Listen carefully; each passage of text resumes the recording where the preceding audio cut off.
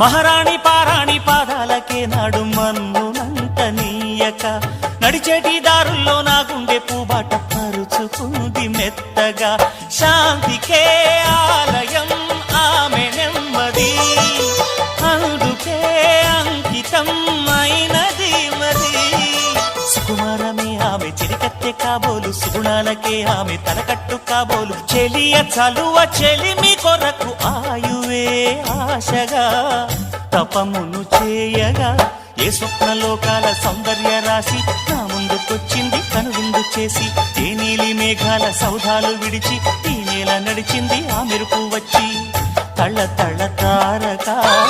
మెల్లికల మేనక మనసున చేరగా కళ్ళగల కానుక కొత్తగా కోరిక చిగురులు వేయగా